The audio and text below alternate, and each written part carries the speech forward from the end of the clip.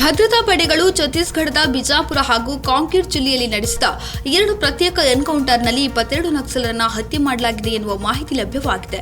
Encounter ಸ್ಥಳದಿಂದ 22 ನಕ್ಸಲರ ಮೃತದೇಹಗಳು ಮತ್ತು ಅಪಾರ ಪ್ರಮಾಣದ ಶಸ್ತ್ರಾಸ್ತ್ರಗಳು ಮತ್ತು ಮದ್ದುಗುಂಡುಗಳನ್ನು ವಶಪಡಿಸಿಕೊಳ್ಳಲಾಗಿದೆ. ಇದರೊಂದಿಗೆ ಬಿಜಾಪುರ ಡಿಆರ್ಜಿಯ ಒಬ್ಬ ಸೈನಿಕ ಕೂಡ ಈ ಎನ್ಕೌಂಟರ್ನಲ್ಲಿ ಹುತಾತ್ಮರಾಗಿದ್ದಾರೆ.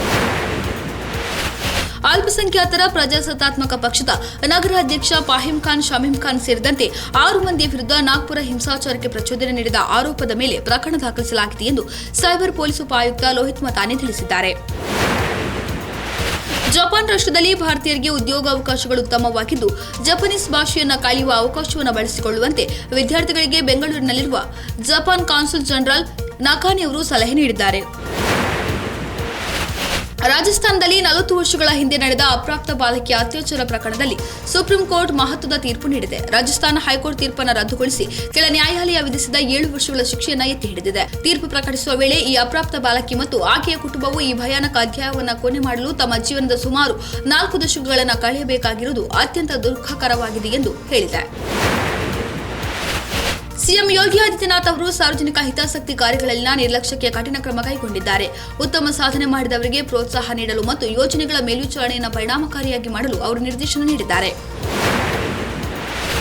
2025ನೇ ಸಾಲಿನ ಎಸ್ಎಸ್ಎಲ್ಸಿ ಪರೀಕ್ಷೆಯು ಮಾರ್ಚ್ 21ರಿಂದ ಆರಂಭವಾಗುತ್ತಿದ್ದು ಏಪ್ರಿಲ್ 4ರವರೆಗೆ ನಡೆಯಲಿದೆ. ಪಾಕಿಸ್ತಾನಕ್ಕೆ ರಹಸ್ಯ ಮಾಹಿತಿ ನೀಡುತ್ತಿದ್ದ ಆರೋಪದ ಮೇಲೆ ನಗರದ ಭಾರತ್ ಎಲೆಕ್ಟ್ರಾನಿಕ್ಸ್ ಲಿಮಿಟೆಡ್ನಲ್ಲಿ ಕಾರ್ಯನಿರ್ವಹಿಸುತ್ತಿದ್ದ ನೌಕರರನ್ನ ಕೇಂದ್ರ ಗುಪ್ತಚರ ಇಲಾಖೆಯ ಅಧಿಕಾರಿಗಳು ವಶಕ್ಕೆ ಪಡೆದು ತನಿಖೆ ನಡೆಸುತ್ತಿದ್ದಾರೆ. ಬೆಳಗಾವಿಯಲ್ಲಿ ಎಂಇಎಸ್ ಪುಂಡಾಟಿಕೆ ವಿರೋಧಿಸಿ ವಾಟಾಳ್ ನಾಗರಾಜ್ ನೇತೃತ್ವದ ಕನ್ನಡ ಒಕ್ಕೂಟವು ಮಾರ್ಚ್ 22ರಂದು ಕರೆ ನೀಡಿರುವ ಕರ್ನಾಟಕ ಬಂದ್ಗೆ ಬೆಂಬಲವಿಲ್ಲ ಎಂದು ರಾಜ್ಯ ಸರ್ಕಾರ ಸ್ಪಷ್ಟಪಡಿಸಿದೆ. ಮಾರ್ಚ್ ತಿಂಗಳಲ್ಲಿ ಶಾಲಾ ಮಕ್ಕಳಿಗೆ ಪರೀಕ್ಷೆ ನಡೆಯುತ್ತಿರುವುದರಿಂದ ಬಂದ್ ಅವಶ್ಯಕತೆ ಇಲ್ಲ ಎಂದಿದ್ದಾರೆ. ರೋಹಿತ್ ಶರ್ಮಾ ನೇತೃತ್ವದ ಟೀಂ ಇಂಡಿಯಾ 2025ರ ಚಾಂಪಿಯನ್ಸ್ ಟ್ರೋಫಿ ಗೆದ್ದಿದೆ. ಫೈನಲ್ನಲ್ಲಿ ನ್ಯೂಜಿಲೆಂಡ್ ತಂಡವನ್ನು ಮಣಿಸಿ ಭಾರತ ಚಾಂಪಿಯನ್ ಆಯಿತು. ಈ ಗೆಲುವಿಗಾಗಿ ಬಿಸಿಸಿಐ 58 ಕೋಟಿ ರೂಪಾಯಿ ನಗದು ಬಹುಮಾನವನ್ನು ಘೋಷಿಸಿದೆ. ಮಲಯಾಳಂ ನಟ ಮೋಹನ್ಲಾಲ್ ನಟನೆಯ ಲೂಸಿಫರ್ ಸಿನಿಮಾ 2019ರಲ್ಲಿ ಬಿಡುಗಡೆಯಾಗಿ ಸಿನಿಮಾ ಬ್ಲಾಕ್ ಬಸ್ಟರ್ ಆಗಿತ್ತು. ಇದೀಗ ಈ ಸಿನಿಮಾದ 2ನೇ ಭಾಗವಾಗಿ ಎಲ್2 ಎಂಪುರಾನ್ ಸಿನಿಮಾ ಬಂದಿದೆ. ಈ ಸಿನಿಮಾದ ಟ್ರೇಲರ್ ಈಗ ಬಿಡುಗಡೆಯಾಗಿದ್ದು 2019ರಲ್ಲಿ ಬಿಡುಗಡೆಯಾಗಿದ್ದ ಲೂಸಿಫರ್ ಸಿನಿಮಾದ ಸೂತ್ರವನ್ನೇ ಇಲ್ಲಿ ಬಳಸಲಾಗಿದೆ.